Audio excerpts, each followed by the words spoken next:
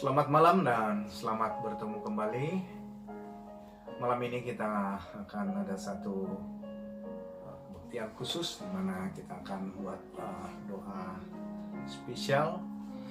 Tetapi sebelum kita sekeluarga atau kita semua berdoa, maka sebelum kita mengadakan doa khusus itu, kita akan ada mendengarkan firman Tuhan, pelajaran yang penting untuk kita pelajari dan renungkan.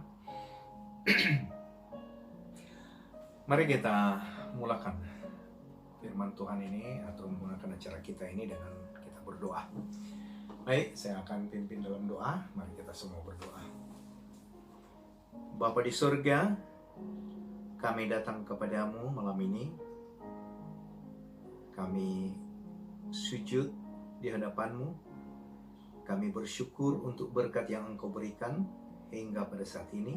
Terima kasih atas penjagaan perlindungan-Mu. Kami akan mempelajari firman Tuhan. Kami berharap supaya Engkau mengurapi hamba-Mu ini dan mengurapi kami semua yang mendengarkan, supaya kami akan diberkati oleh firman-Mu. Iman kami diteguhkan dan dikuatkan.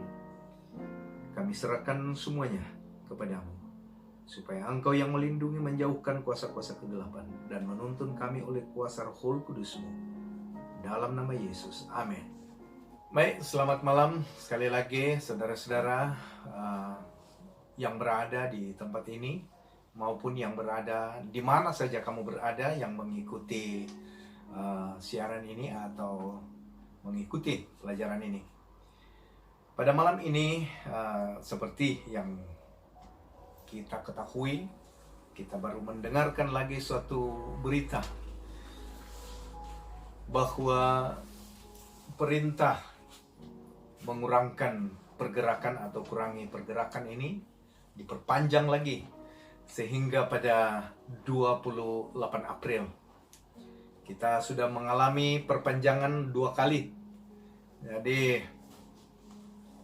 kenapa ini terjadi? Ada yang agak kecewa dengan hasil atau dengan pengumuman yang disampaikan oleh pihak kerajaan. Tetapi ada yang gembira, terutama anak-anak sekolah, katakan, yeay, sambung lagi libur. Karena bagi mereka kadang-kadang di sekolah mereka merasa mungkin banyak tekanan-tekanan, dan di saat mereka dapat belajar dari rumah dengan kebebasan, itulah mungkin menyebabkan mereka gembira. Ada yang susah, tapi ada yang gembira. Yang paling susah sebenarnya adalah ibu bapa yang akan menyediakan keperluan mereka. Jadi saya secara pribadi mula-mula berbelah bagi, apakah harus gembira atau harus susah. Tetapi apa yang perlu kita buat adalah kita menanggapi setiap kebijaksanaan atau kebijakan yang dilakukan oleh pemerintah itu adalah suatu hal yang baik, yang positif, adalah untuk kebaikan dan untuk keselamatan kita semua. Dan dari sisi yang lain, saya juga gembira oleh karena diperpanjang lagi. Kenapa? Saya menanggapi perintah untuk mengurangkan pergerakan, di mana kita berkurung kebanyakan waktu di rumah. Dan ternyata perintah yang di mana kita lebih banyak berkurung di rumah ada memberikan banyak kebaikan bagi kita. Apa kebaikan-kebaikan yang kita dapat? Secara spiritual, secara fisikal, secara mental, sebenarnya kita dapat mengambil hal yang positif. Dari segi kerohanian terutamanya. Apabila hari-hari biasa sebelum ada perintah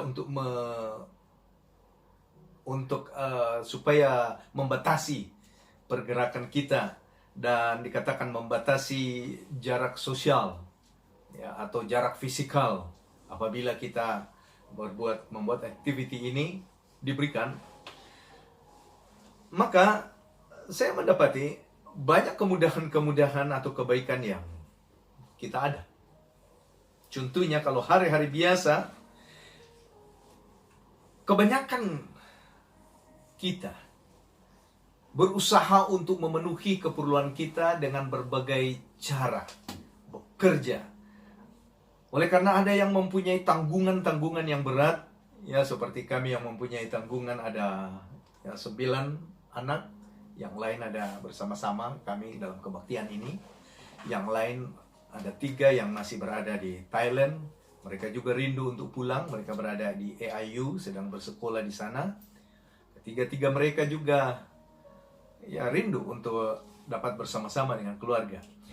Dan ketiga-tiga mereka juga adalah menjadi tanggung jawab kami untuk membelanjai mereka. Jadi dalam hidup kita yang normal, yang rutin, kita bekerja keras, lari ke sini, lari ke situ, bekerja mulai dari bangun awal pagi, bekerja bahkan kadang sampai larut malam, sehingga kadang-kadang mengorbankan kesehatan kita. Tetapi sebenarnya bukan hanya kesehatan kita yang terkorban atau kesehatan secara fisikal, tetapi secara sosial dan juga rohani juga terkorban, di mana baru bangun pagi, lari bekerja, buat ini, buat itu. Kadang-kadang mengabaikan mempelajari firman Tuhan. Mengabaikan berdoa dengan sungguh-sungguh kepada Tuhan, di mana kita hanya berdoa, orang katakan seadanya atau sekedar saja, atau mungkin secara formalitas kita berdoa. Tetapi kita tidak sungguh-sungguh berdoa. Jadi apa yang terjadi dengan perintah mengurangi pergerakan atau membatasi jarak sosial atau social distancing ini? Apa positif yang kita boleh ambil? Saudara-saudara, lihat, apa yang terjadi adalah bayaran-bayaran kita di bank. Untuk di Malaysia ini, kita mendapat moratorium sebanyak 6 bulan. Artinya 6 bulan kita tidak membayar installment atau CCM, kereta, rumah, dan bayaran-bayaran lain. Diperpanjang atau ditunda selama 6 bulan. Dan bahkan kerajaan memberikan dana untuk kita makan setiap hari.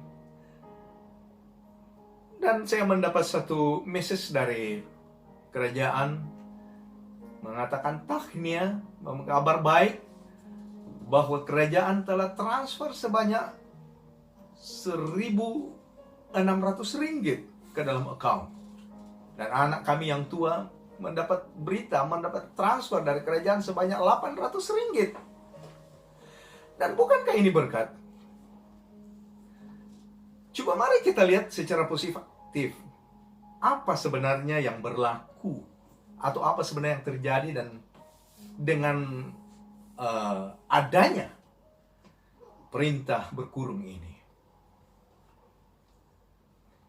Apabila saya membaca firman Tuhan, jadi saya teruskan lagi dulu, kenapa? Apa kebaikannya kita mendapat moratorium dan dapat transfer atau mendapatkan perbelanjaan dari kerajaan.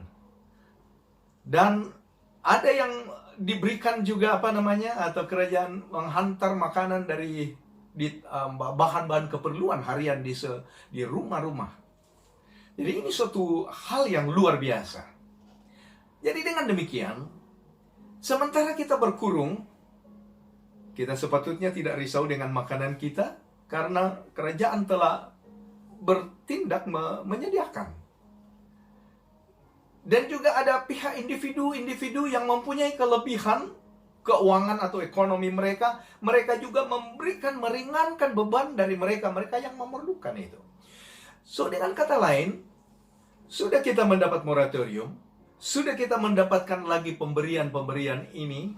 Jadi kita duduk di rumah, duduk di tempat kita berada, dengan keadaan yang apa? Tidak perlu tergesa-gesa. Jadi, melihat peristiwa ini, saya teringat apa yang terjadi ketika Yesus naik ke surga. Peristiwa itu diceritakan di dalam Kisah Rasul-Rasul. Mari sama-sama kita membuka Alkitab kita di dalam Kisah Rasul-Rasul pasal 1 ayat 4. Kisah Rasul-Rasul pasal 1. Pada suatu hari, ketika ia makan bersama-sama dengan mereka, ia melarang mereka meninggalkan Yerusalem dan menyuruh mereka tinggal di situ, menantikan janji Bapa yang demikian, katanya, telah kamu dengar daripadaku. Sebab Yohanes membaptis dengan air, tetapi tidak lama lagi kamu akan dibaptis dengan Roh Kudus. Jadi, Yesus menjanjikan baptisan Roh Kudus, tetapi perintah yang dia berikan adalah tinggal di Yerusalem. Jangan kemana-mana. Apabila kerajaan memerintahkan kita untuk berkurung, maksudnya untuk mengurangi perjalanan, ada roadblock di mana-mana. Banyak kali kita ada yang degil, mau keluar, ya bagus kalau keluar untuk alasan ada keperluan. Tetapi banyak berita kita dengar ditangkap oleh karena keluar untuk ada yang pergi memancing, ya ada pergi berpiknik dan berbagai-bagai aktiviti yang dibuat karena memang untuk berkurung itu ada kebusanan. Coba kita lihat apa yang dilakukan atau apakah tindakan murid-murid Yesus setelah Yesus diangkat ke surga. Apakah mereka menurut perintah itu? Dan catatan Alkitab mengatakan bahwa memang mereka menuruti. Ayat 12.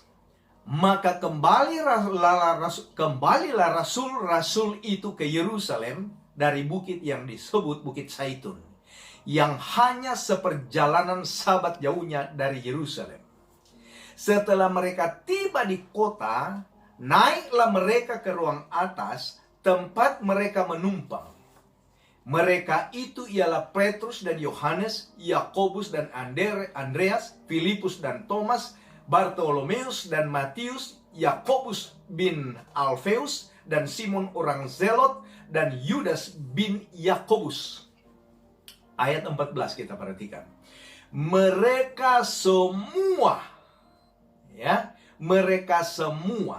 bertekun dengan sehati dalam doa bersama-sama dengan beberapa perempuan serta Maria, ibu Yesus, dan dengan saudara-saudara Yesus.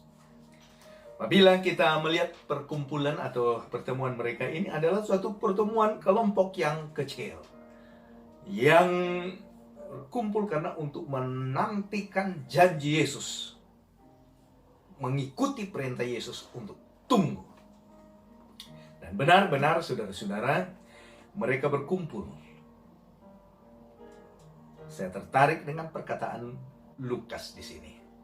Dokter Lukas. Dia mengatakan mereka semua bertekun dengan sehati dalam doa bersama-sama. Mereka bertekun dengan apa? Dengan sehati dalam doa bersama-sama. Bertekun. Pertanyaan, apakah kita sedang bertekun di dalam doa? Atau kita menganggap keadaan ini seperti liburan? Saudara-saudara, saya secara pribadi setelah melihat meneliti Alkitab dan buku-buku Roh Nubuat, dan saya mendapati bahwa peristiwa yang terjadi sekarang ini bukan peristiwa biasa. Peristiwa yang luar dari biasa. Luar biasa. Dan sebagai umat Tuhan, kita mengambil suatu sikap yang positif terhadap peristiwa ini, yaitu dengan menganggap bahwa arahan untuk mengurangi pergerakan ini memberikan kita banyak waktu untuk bertekun, menyelidiki firman Tuhan, dan berdoa secara sungguh-sungguh. Oleh karena Alkitab menjanjikan bahwa ada hujan di waktu awal musim dan hujan di akhir musim, atau yang kita sebut sebagai hujan akhir. Dan buku Yoel 2 menceritakan janji itu, bahwa Tuhan akan mengirimkan Roh Kudus. Dan janji itu sebenarnya adalah pada awal musim, dan itu sudah digenapi, yang kita sebut sebagai hujan awal, yang terjadi hasil dari pertemuan murid-murid di ruangan atas di kota Yerusalem. Mereka berdoa dengan tekun, dengan sehati. Mereka tidak lagi merasa ada perbedaan di antara mereka. Tidak ada lagi yang mengatakan saya lebih penting dari si Anu. Sebab cerita Alkitab mengatakan bahwa sebelumnya mereka masing-masing menganggap diri lebih penting.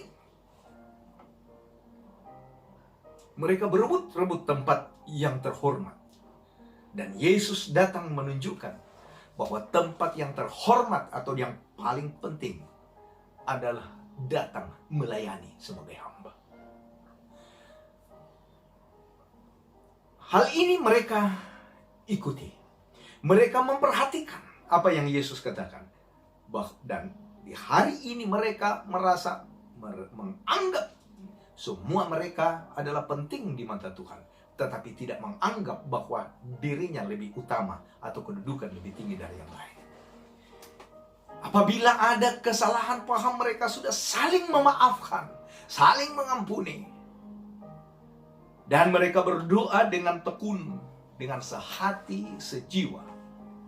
Dan apa yang terjadi? Janji mengenai kecurahan roh hujan awal terjadi kepada mereka.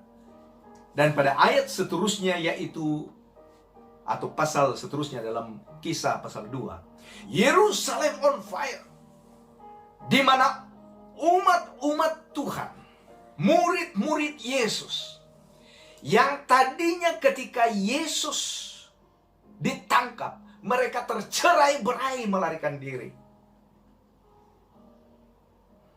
Ada yang bahkan menyangkal dan bahkan mengutuk Yesus. Tetapi sebenarnya semua mereka menyangkal Yesus, semua mereka melarikan diri. Tetapi ketika Roh Kudus dijanjikan itu, dan mereka benar-benar setia menantikan dengan tekun, meminta, mendoakannya, maka terjadilah kecurahan roh hujan awal. Dan Yerusalem on fire. Pekabaran disampaikan kepada Yerusalem oleh ke-12 murid ini. Tentunya mereka telah memilih pengganti Yudas, yaitu Matias. Dan saudara-saudara, Alkitab mencatat suatu hal yang luar biasa, di mana terjadi kebangunan rohani dan banyak yang datang menyerahkan diri untuk dibaptis. Saudara-saudara, mari kita perhatikan hasil yang mereka capai dengan menurut perintah Tuhan untuk tunggu di Yerusalem, dan mereka menurutnya. Coba kita langsung pergi ke Kisah pasal 2, dan saya mau kita membaca mulai dari ayat 41. Jemaat-jemaat ditambahkan. Dan bagaimana cara hidup mereka, jemaat yang telah menerima kecurahan roh ini. Ayat 41. Orang-orang yang menerima perkataannya itu memberi diri dibaptis, dan pada hari itu jumlah mereka bertambah kira-kira 3.000 jiwa. Satu hari 3.000 jiwa. Saudara, ayat 42. Mereka bertekun dalam pengajaran rasul-rasul dan dalam persekutuan. Saya tertarik dengan istilah persekutuan. Sebab ternyata di dalam pasal 2 ayat 41 sampai 47 mengenai cara hidup Yesus, cara hidup jemaat yang mula-mula, terdapat 7 perkataan diulang yang memberi gambaran persatuan atau persekutuan. Perhatikan. Mereka bertekun dengan pengajaran rasul-rasul dan dalam persekutuan. Dan mereka selalu berkumpul untuk memecahkan roti dan berdoa. 2 kali sudah idea persatuan ini. Ayat 43. Maka ketakutan mereka semua sedang rasul-rasul itu mengadakan banyak mujizat dan tanda. Dan semua orang yang telah menjadi percaya tetap bersatu. 3 kali. Dan segala kepunyaan mereka adalah kepunyaan bersama. Kepunyaan mereka adalah kepunyaan bersama. Perhatikan. Sudah berapa kali? 4 kali.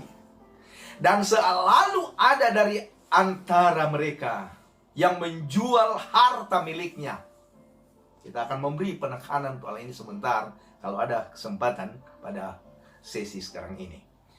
Menjual harta miliknya, lalu membagi-bagikannya kepada semua orang sesuai dengan keperluan masing-masing. Dengan bertekun dan dengan sehati. Mereka berkumpul, ya, sehati juga adalah idea bersatu. Mereka berkumpul, sudah berapa kali? 6 kali. Tiap hari. Oh. Ternyata murid-murid Yesus berkumpul tiap hari. Umat-umat Tuhan berkumpul tiap hari di dalam bait Allah. Mereka memecahkan roti di rumah masing-masing serta bergilir. Dan mereka akan bersama-sama dengan gembira dan dengan tulus hati. Wow, suatu hal yang luar biasa terjadi kepada jemaat yang muda-muda. Apabila mereka mendengarkan perintah Tuhan untuk berkumpul dan berdoa, meminta Roh Kudus, dan hasilnya jemaat ditambahkan. Perhatikan ayat seterusnya, ayat 47. Sambil memuji Allah, dan mereka disukai semua orang. Wah, luar biasa. Bahwa jemaat Tuhan ini disukai semua orang. Banyak kali kita mengalami kita tidak disukai orang. Mungkin oleh karena cara kita, gaya hidup kita. Mungkin oleh karena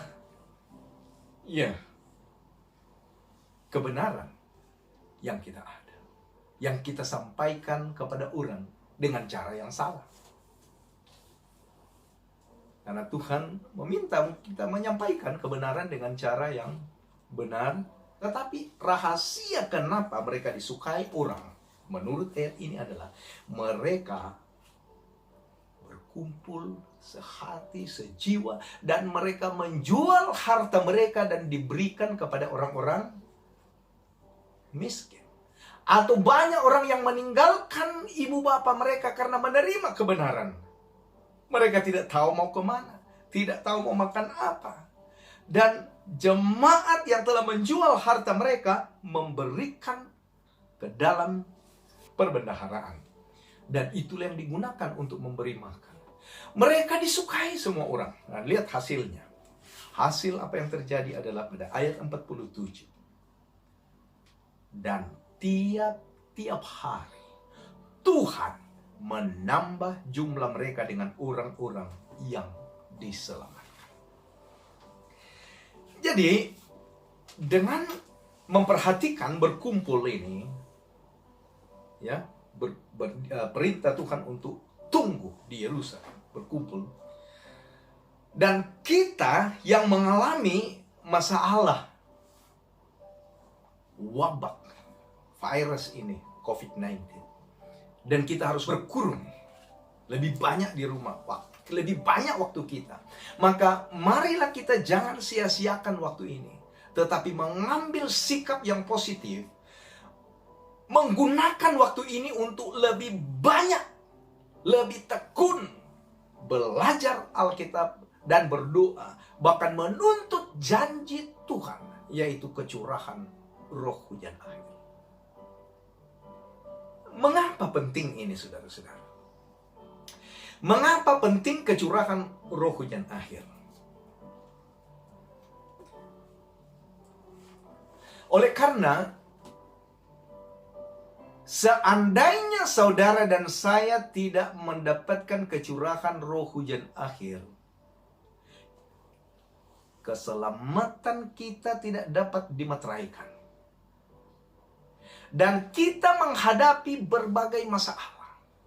Kita akan menghadapi berbagai ujian, berbagai bencana. Kalau COVID-19 ini adalah suatu bencana, maka apa yang digambarkan oleh firman Tuhan? Bahwa bencana-bencana ini tidak akan berhenti sehingga Yesus datang kali yang kedua. Bahkan buku Wahyu menggambarkan dalam Wahyu 16 bahwa bencana yang akan lebih teruk akan terjadi. Jadi kita tidak akan berpikir bahwa ini bencana ini akan menjadi lebih baik bencana yang menimpa dunia ini. Mungkin saudara akan katakan, saya menakut-nakutkan. Tidak, saudara-saudara. Saya tidak menakut-nakutkan. Karena secara jujur saya pun ketakutan. Ya, sebab manusia mempunyai perasaan takut. Saudara perhatikan. Digambarkan di dalam buku ini, Kemenangan Akhir. Muka surat atau halaman 619.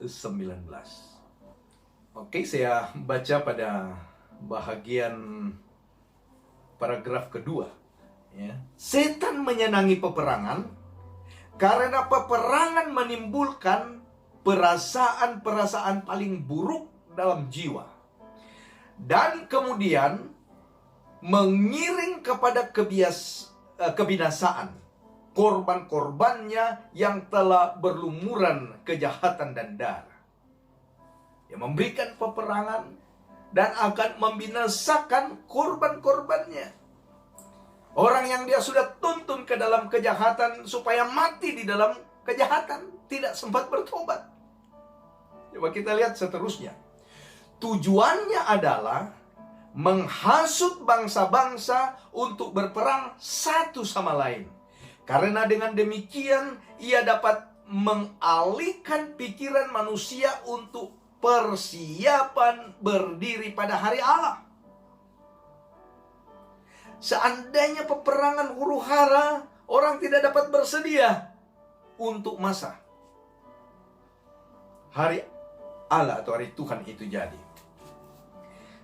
Seterusnya, setan bekerja melalui unsur-unsur alam untuk mengumpulkan tuayannya, yaitu jiwa-jiwa yang tidak bersedia. Setan mau membiarkan terjadi peperangan, terjadi bencana, terjadi peristiwa-peristiwa yang membinasakan seperti yang kita alami sekarang ini. Supaya kalau boleh banyak umat-umat Tuhan yang mati tanpa bersedia. Dia mau itu terjadi. Perhatikan. Seterusnya, ia telah mempelajari rahasia laboratorium alam. Berkaitan dengan laboratorium, ada yang memberikan informasi bahwa, dugaan bahwa virus ini adalah dari laboratorium. Jadi dia mempelajari rahasia-rahasia laboratorium alam. Dan ia menggunakan seluruh kekuatannya untuk mengendalikan unsur-unsur alam itu sejauh yang diizinkan Allah. Wah, saudara-saudara, suatu kutipan yang powerful. Dia akan buat segala sesuatu untuk kalau boleh sedapat-dapatnya membinasakan sebanyak-banyaknya umat Allah yang belum bersedia. Tetapi saudara-saudara, sebagai umat Allah kita tidak perlu takut. Saya baca kutipan seterusnya. Waktu ia diizinkan menyiksa Ayub, betapa tepatnya kawanan kambing, domba, dan ternaknya, hamba-hambanya, rumah-rumahnya, anak-anaknya disapu bersih. Suatu musibah menyusul musibah yang lainnya dalam sekejap saja. Allah yang melindungi makhluk ciptaannya dan memanggarinya dari kuasa perusak itu. Jadi Allah yang melindungi Ayub. Allah yang melindungi kita dari kuasa perusak yang diakibatkan oleh setan.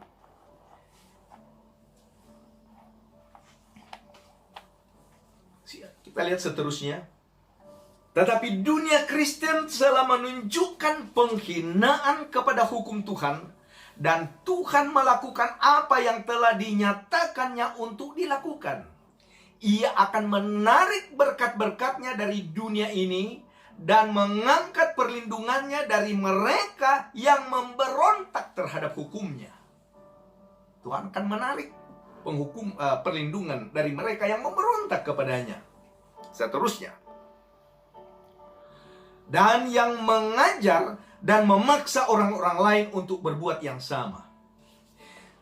Setan mengendalikan semua orang yang tidak dilindungi Allah secara khusus.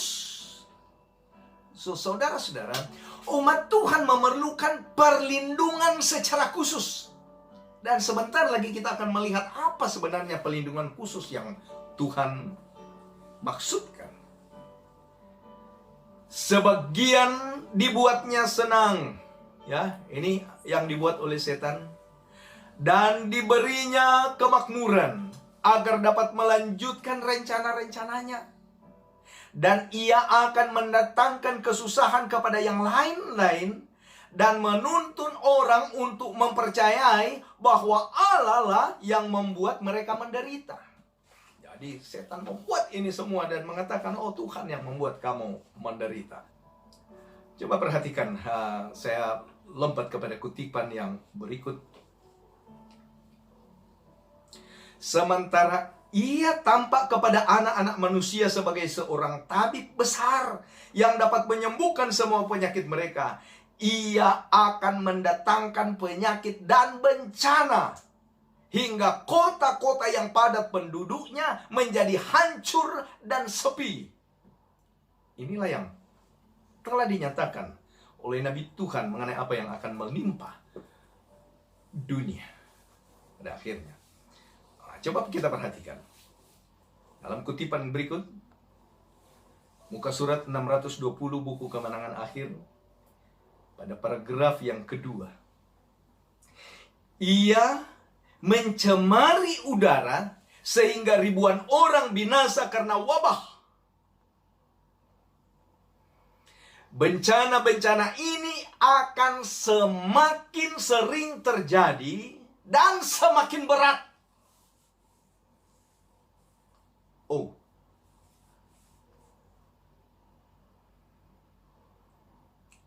sebelum coronavirus yang disebut COVID-19, kita telah mengalami, atau dunia telah mengalami serangan dari flu burung, ya, H1N1, kalau saya tidak silap, virus Nipah dan virus ini, dan sementara COVID-19 ada satu virus juga sedang melanda di Cina. Semakin sering terjadi dan semakin berat. Kehancuran akan terjadi baik bagi manusia maupun binatang. Nabi Tuhan Yesaya menggambarkan itu dalam Yesaya 24 ayat 4 dan 5. Bumi berkabung dan layu. Mati ribuan setiap hari. Dunia berkabung. Beberapa negara yang saya sendiri melihat peristiwa yang berlaku di negara itu menangis. Apa yang berlaku kepada Italia sehingga mereka surrender. Tetapi statistik hari ini menunjukkan bahwa ada yang sudah lebih dari itu, yaitu Amerika Serikat sekarang memimpin. Oh, bumi berkabung dan layu. Ya, dunia merana dan layu. Langit dan bumi merana bersama. Bumi cemar karena penduduknya, sebab mereka melanggar undang-undang, mengubah ketetapan, dan mengingkari perjanjian abadi. Yesaya 24 ayat 4 dan 5. Semua yang dialami oleh manusia ini, semua yang terjadi bencana dan kacauan dan penyakit di dunia ini, oleh karena ulah manusia yang dimulakan di Eden. Adam dan Hawa melanggar hukum Tuhan. Dan bahkan kalau kamu melihat khotbah dari pendeta-pendeta modern sekarang ini, mengkhotbahkan bahwa hukum Tuhan tidak perlu diikuti. So, apa akibatnya? Bumi cemar karena penduduknya, sebab mereka melanggar undang-undang, mengubah ketetapan, dan mengingkari perjanjian abadi, yaitu hukum Tuhan. Baik saudara-saudara, kita melihat jelas bahwa keadaan di hadapan kita bukan menjadi lebih baik, tetapi akan lebih dahsyat, lebih sering terjadi dan lebih berat bencana itu. Jadi peristiwa sekarang ini kita harus tanggapi sebagai suatu panggilan Tuhan untuk kita apa? Lebih tekun belajar Alkitab, lebih tekun berdoa, dan lebih sungguh-sungguh. Kalau murid-murid yang mula-mula, mereka sehati, sejiwa. Saudara dan saya pun perlu merespon seperti itu. Saya mengatakan kepada istri saya, ya, kepada kamu semua, ada anak-anak, keluarga yang ada sini, kita perlu berdamai. Perlu saling mengampuni satu dengan yang lain. Mungkin ada pendengar-pendengar yang pernah dilukai oleh kata-kata atau sikap kami yang tidak benar. Maka kami mengambil kesempatan hari ini untuk mohon maaf, mohon ampun. Mungkin saudara-saudara, kita semua tidak dapat lagi untuk pergi ke rumah, untuk pergi bersilaturahim, memohon maaf. Mungkin sekarang kita tidak dapat ada hari perjamuan kudus untuk kita dapat saling mencuci kaki dan saling merendahkan diri, mohon maaf. Tetapi kita gunakan alat teknologi yang ada. Apabila kita berkumpul untuk membuat atau kita bertekad merencanakan suatu pembaharuan hidup. Kita mau mencari Tuhan dan menuntut kecurahan Roh Kudus. Kita mau buat persembahan kepada Tuhan. Dan Alkitab katakan jika kita teringat ada sesuatu dengan saudara kita, mungkin kita boleh SMS, WhatsApp, email, atau kita call seandainya memungkinkan untuk berdamai. Sekarang waktunya. Jangan menunda. Sebab seandainya kita menunda, maka itu akan mengakibatkan bahaya bagi kita. Kita harus mencari Tuhan selama Ia berkenan ditemui. Yesaya 55. Cari Tuhan sekarang ini. Berdamai dengan semua orang. Kita berdoa dengan tekun untuk meminta kepada Tuhan supaya kita mengalami baptisan Roh Kudus. Karena itu yang akan membuat kita bertahan. Sudah terbukti kepada murid-murid Yesus. Apa yang terjadi kepada murid-murid Yesus? Di dalam Matius pasal 26, ketika Yesus mau ditangkap, Yesus membawa mereka. Yesus membawa mereka untuk pergi ke suatu tempat, yaitu Taman Getsemani. Yesus menyuruh murid-murid yang lain tunggu ketika mereka naik ke bukit, ke Taman Getsemani. Yesus membawa 3 muridnya, yaitu Petrus, Yakobus, dan Yohanes. Ayat 37, Matius 26. Dan ia membawa Petrus dan kedua anak Zebedeus sertanya. Maka mulailah ia merasa sedih dan gentar. Yesus, merasa sedih dan gentar melihat peristiwa yang akan terjadi di hadapan. Lalu katanya kepada mereka, hatiku sangat sedih, seperti mau mati rasanya.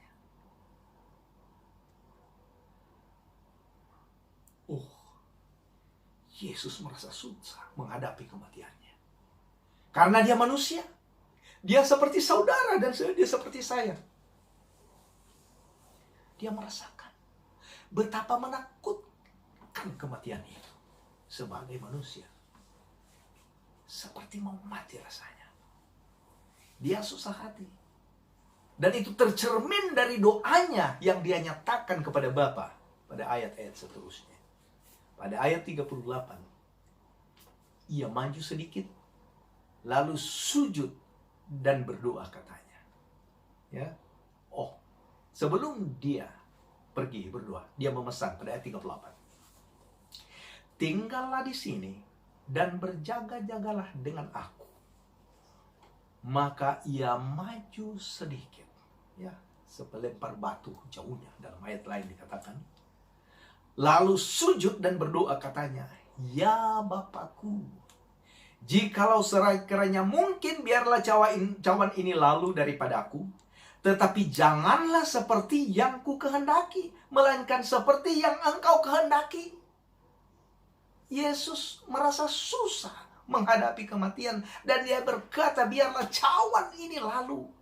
Cawan penderitaan, kematian di kayu salib. Yesus tidak minta itu terjadi. Dia berdoa kalau boleh lalu.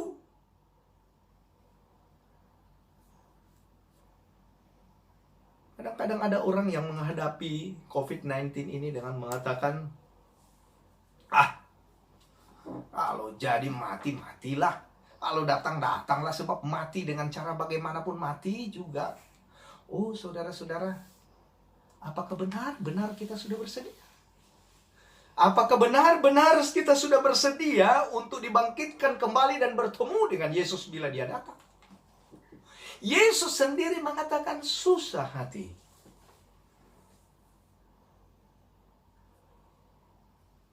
Mari kita lihat seterusnya. Pada ayat 40. Setelah itu ia kembali kepada murid-muridnya itu dan mendapati mereka sedang tidur. Murid-murid sedang tidur. Dan ia berkata kepada Petrus, perhatikan, Petrus diadreskan.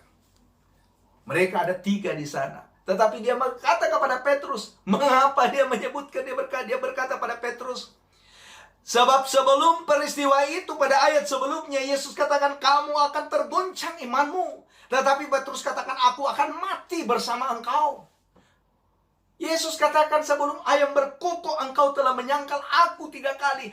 Petrus begitu confident dengan imannya, dengan persediaannya. Jangan, saudara-saudara. Lihat Yesus berkata kepada Petrus. Apa katanya? Dan ia berkata kepada Petrus, tidakkah kamu sanggup berjaga-jaga 1 jam dengan aku? Tidakkah kamu sanggup berjaga-jaga dengan aku 1 jam dengan aku? 1 jam. Khotbah ini mungkin hampir sudah 1 jam.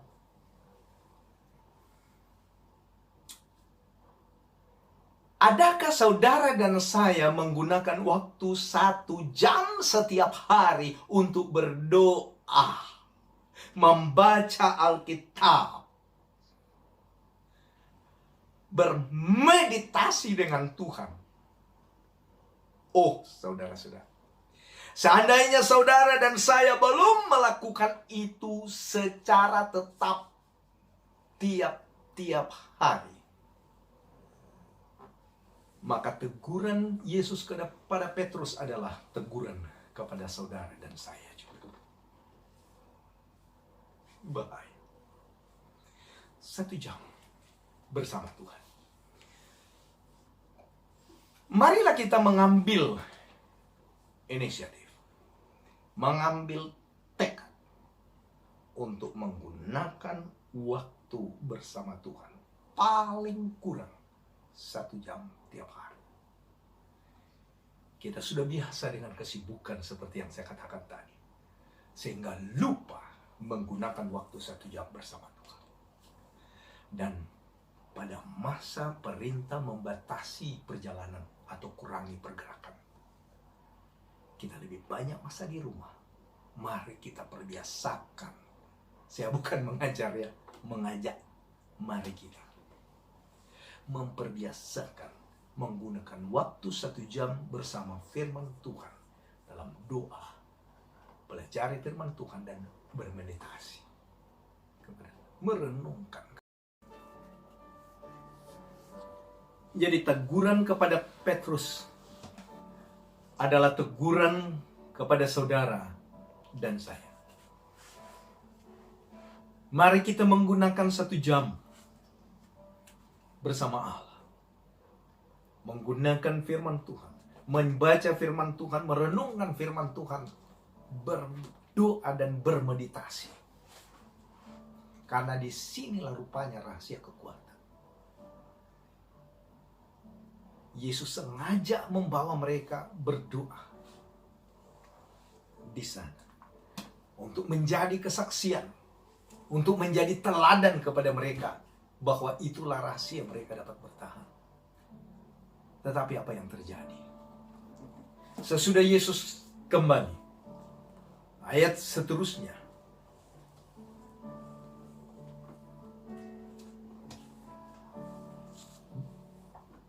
ayat 41, berjaga-jagalah dan berdoalah, supaya kamu jangan jatuh ke dalam pencobaan. Roh memang penurut, tetapi daging lemah. Yesus tahu, dan dia telah merasakan kelemahan kita. Dia telah menjadi manusia. Ibrani mengatakan bahwa imam besar yang kita punyai itu adalah imam besar yang dapat merasakan kelemahan-kelemahan kita. Dia katakan kita lemah. Roh memang kuat, tapi daging kita lemah. Dia katakan berdoa, berjaga-jaga dan berdoa, supaya kamu jangan jatuh ke dalam pencobaan. Sebelum jatuh, berdoa. Pencobaan itu belum datang, berdoa. Dan dia mengajarkan kepada murid-muridnya dalam Matius pasal 6. Ketika dia mengajar mereka berdoa, dia katakan berdoa, jauhkanlah daripada kami pencobaan. Berdoa. Dan seterusnya dia pergi. Lalu ia pergi untuk kedua kalinya. Ayat 42 Matius 26. Untuk kedua kalinya. Dan berdoa. Katanya, ya Bapakku, jikalau cawan ini tidak mungkin lalu kecuali apabila aku meminumnya, jadilah kehendakmu. Dia meminta supaya cawan itu lalu. Tetapi seandainya itu bukan kehendakmu, dan kehendakmu adalah aku harus meminumnya, dan jadilah kehendakmu. Yesus meminta kekuatan dari Bapa untuk menghadapi cobaan yang paling besar dalam hidupnya. Dan saudara-saudara, ayat 43. Dan ketika ia kembali pula, ia mendapati mereka sedang tidur. Oh saudara, sebab mata mereka sudah berat. Suatu ketika dulu, saya lupa sudah tahun berapa ini peristiwa terjadi. Tapi ketika itu, kami tinggal di kampung. Dan ketua kampung datang berkata kepada saya, memohon supaya saya dapat menyertai dia besok paginya untuk pergi ke Kaningau, yang adalah kira-kira 3 jam perjalanan dari tempat ini. Dan dia katakan kita akan jalan dari jam 4 pagi supaya kita dapat kembali di sini kira-kira tengah hari. Saya telah bersetuju, tetapi malam itu kami pergi ke sungai, ya, sambil bermain-main di sungai, mencari ikan di sungai yang kecil. Dan kami selesai kira-kira sudah jam 10 atau 11 malam. Dan bersedia untuk tidur berapa jam saja, dan kami akan, dan besoknya jam 4 pagi pergi ke Kaningau. Dalam perjalanan memang saya sangat ngantuk. Pada waktu perjalanan pulang, kami sampai ke jalan yang lurus, 19 km jalan itu lurus. Dan saya membawa motosikal. Tiba-tiba dalam perjalanan yang lurus itu, saya bermimpi. Saya sedang masuk di dalam satu taman bunga. Jadi sedang bawa motor, saya tertidur di jalan lurus. Saya sedang masuk ke dalam taman bunga yang begitu indah. Dan saya katakan, wah, begitu menyenangkan tempat ini, begitu indah. Dan tiba-tiba saya bergegar dan saya terjaga, saya terbangun. Apabila saya terbangun, saya sudah berada di tebing jurang dan saya cepat brake atau mengerem motor saya. Dan semasa saya berhenti, rupanya saya sudah keluar ke sebelah kanan jalan. Tadinya saya di kiri dan sekarang saya sudah berada di sebelah kanan jalan, melewati batu-batu dan juga lubang-lubang. Dan saya hampir masuk ke jurang. Pada waktu itu saya terjaga. Dan tiba-tiba suatu lojing atau lori, truk yang memuat kayu-kayu balak yang besar limpas di samping saya. Saya sangat terkejut dan saya sangat ketakutan. Kalau bukan karena goncangan batu-batu dan juga lubang-lubang yang dimasuki oleh motor saya, maka saya tidak terbangun. Dan kalau bukannya saya masuk ke dalam jurang, mungkin saya akan ke kiri dan melanggar lori tadi. Saya bangun, tersedar, saya bersyukur Tuhan melindungi saya. Inilah bahaya tertidur. Apabila kita tertidur, kita tidak tahu apa yang sedang menimpa kita. Dan dunia ini sebenarnya sedang tertidur. Umat-umat Tuhan pun dinyatakan di dalam Matius pasal 25. Tertidur.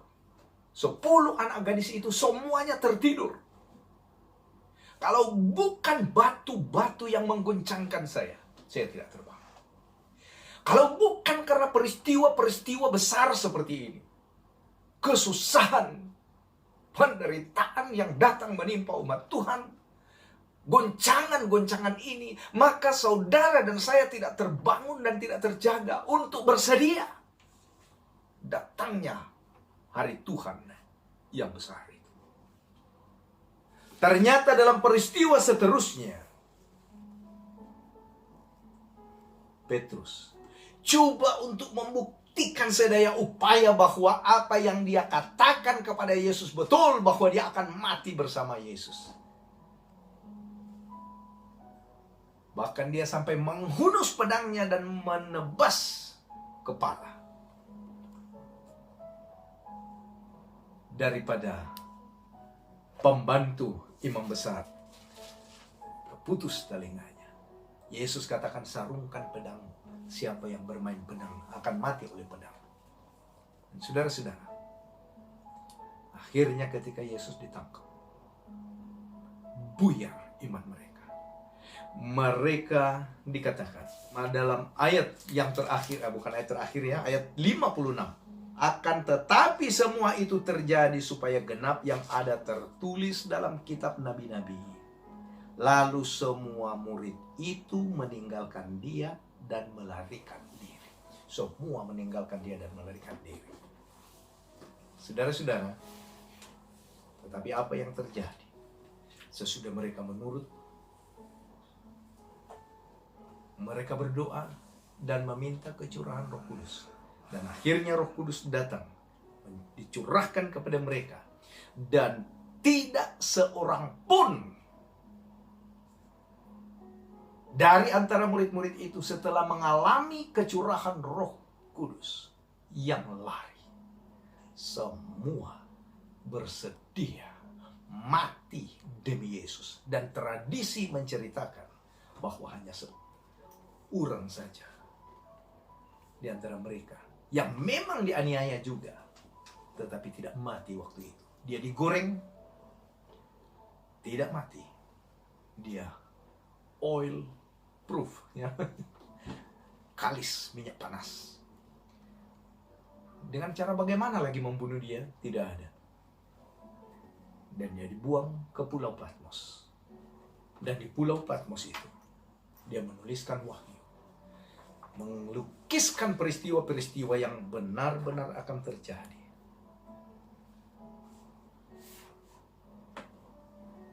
Di akhir zaman. Saudara-saudara, Roh Kudus perlu saudara dan saya tuntut. Yesus katakan minta. Minta. Yesus menyuruh kita untuk meminta Roh Kudus. So sekarang adalah waktu di mana kita banyak waktu belajar Alkitab, banyak waktu berdoa. Biarlah kita tuntut janji-janji Tuhan, dan janji ini terutama kita harus tuntut.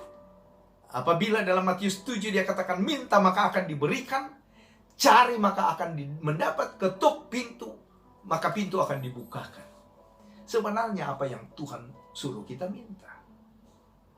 Di dalam buku Lukas, mari kita lihat cerita yang sama, atau ya isi yang sama yang dikatakan di dalam Matius 7. Pada Lukas pasal 11 ayat 9 hingga 13. Lukas 11 ayat 9 hingga 13. Mari kita perhatikan. Oke. Pada ayat 9. Cerita yang sama dalam Matius 7. Apa sebenarnya yang Yesus suruh kita minta di sini? Oleh karena itu, aku berkata kepadamu, mintalah maka akan diberikan kepadamu. Carilah maka kamu akan mendapat. Ketoklah maka pintu akan dibukakan bagimu. Karena setiap orang yang meminta menerima, dan setiap orang yang mencari mendapat, dan setiap orang yang mengetok baginya pintu dibukakan. Bapa manakah di antara kamu jika anaknya meminta ikan daripadanya akan memberikan ular kepada anaknya itu gantinya ikan? Atau jika ia meminta telur akan memberikan kepadanya kalajengking? Jadi, Jika kamu yang jahat tahu memberi pemberian yang baik kepada anak-anakmu, apalagi Bapamu yang di surga, Ia akan memberikan Roh Kudus kepada mereka yang meminta kepadanya. Oh, saudara-saudara, ini adalah janji yang pasti Tuhan akan berikan. Tuhan mengasihi kita. Dia mau kita selamat. Dia tahu ada di antara kita yang takut dengan peristiwa-peristiwa di depan kita. Malam-malam berikut kita akan belajar peristiwa-peristiwa apa itu secara detail. Ada kita yang takut mungkin. Saya membaca dalam buku Maranatha 194.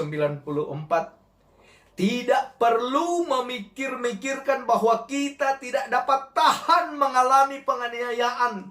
Kita harus maju terus melalui masa yang mengerikan. Kita pikirkan adalah bagaimana supaya kita dapat melaluinya. Tentunya janji firman Tuhan bahwa hanya dengan kekuatan dari Tuhan. Dengan Roh Kudus yang dijanjikan. Apabila saudara dan saya sudah dibaptis dengan Roh Kudus, pikiran untuk berbuat dosa tidak ada lagi. Karena tiap hari kita menggunakan waktu berbicara dengan Tuhan. Dan Tuhan senantiasa berbicara mengingatkan apa yang harus kita lakukan, apa yang tidak boleh kita lakukan. Dan Roh Kudus yang ada di dalam hidup kita akan memberikan kepada kita kekuatan untuk menghadapi semua cobaan tiap hari. Amin. So inilah yang dijanjikan Tuhan. Jadi, keperluan kita yang terbesar, saudara-saudara, adalah kecurahan Roh Kudus hujan akhir. Dan peristiwa berkurung atau peristiwa membatasi perjalanan sekarang ini diperpanjang lagi, akan merupakan berkat bagi umat Tuhan yang menjadikan hal ini sebagai masa untuk lebih tekun belajar firman Tuhan, lebih tekun berdoa dan berserah kepadanya. Hanya Dia yang telah berjanji akan memelihara kita sampai akhir zaman. Dia yang akan melakukannya. Dengan demikian, seandainya saudara dan saya telah menerima kuasa Roh Kudus, maka saudara dan saya akan hanya memikir-mikirkan perkara di atas. Bagaimana supaya saya dapat bersama-sama dengan Tuhan. Bagaimana supaya saya akan bersama melihat kedatangan Tuhan dengan sukacita. Gantinya melihat dengan ketakutan. Saudara-saudara, kita juga tentunya akan berusaha untuk membawa jiwa-jiwa yang lain. Saudara-saudara kita yang merindukan keselamatan, yang memerlukan keselamatan, kita akan mencari dan membawa mereka kepada Tuhan. Jadi sekali lagi saudara-saudara, saya mengingatkan bahwa biarlah kita gunakan sepenuh-penuhnya masa yang ada ini, kesempatan yang ada ini untuk kita belajar firman Tuhan, berdoa, dan kita berpuasa.